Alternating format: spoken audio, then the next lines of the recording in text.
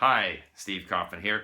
I'm back in Vancouver, and this is the second of my videos on political subjects. Those of you who follow my language learning related channel here at YouTube, LingoSteve, you can continue to follow what I have to say on language learning over there, but at this channel I'm going to talk about current events and politics and so forth. And today I want to, and one more thing I should say is that while I call my channel Steve's Cafe, I'm wondering whether I shouldn't call it Steve's Tower, with reference to Montaigne's tower there near Bordeaux, where he surrounded himself with his books, and he had various mottos written in Greek and Latin on these beams and so forth, and that was where he did a lot of his thinking.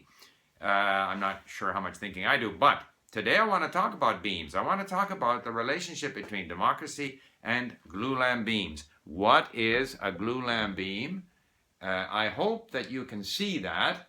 That happens to be a glulam here in my study. And you notice that it consists of thinner pieces of wood laminated together.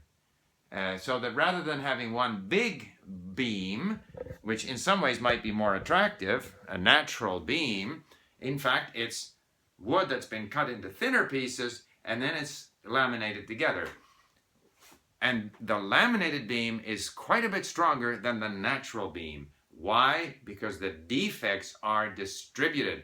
So that in a natural beam, you might have a concentration of, say, a large knot or some other defect or weak point in the beam. But once you cut it up and redistribute the defects, the corresponding beam is stronger. And in fact, the strength value of that beam can be calculated, which is not so easy to do with a natural piece of wood.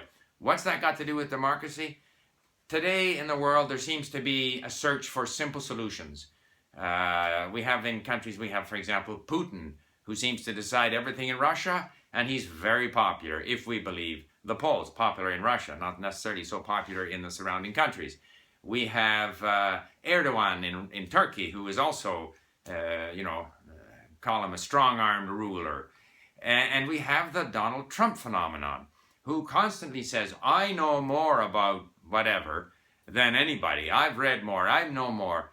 And in fact, he doesn't know very much. And even if he were knowledgeable in these subjects, there's a limit.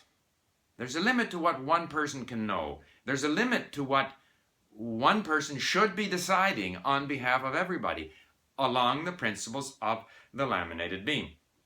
It's sometimes frustrating for people that in our society there are many centers of decision-making, many influence centers.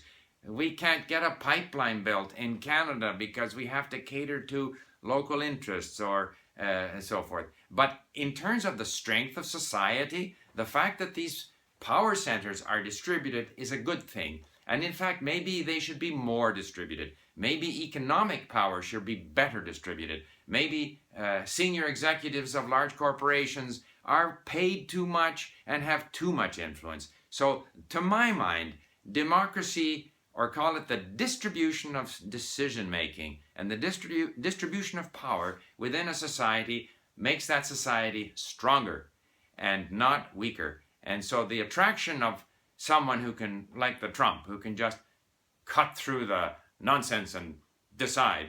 Well, first of all, he won't be able to, because the American Constitution and political system won't allow for that. But it's nevertheless, while a very tempting option, it's not a formula for success. And we have seen that in the 20th century, the kind of damage that an over-concentration of power in a very small group or small number of people's hands has proven to be a disaster. So, remember the laminated beam, and bye for now.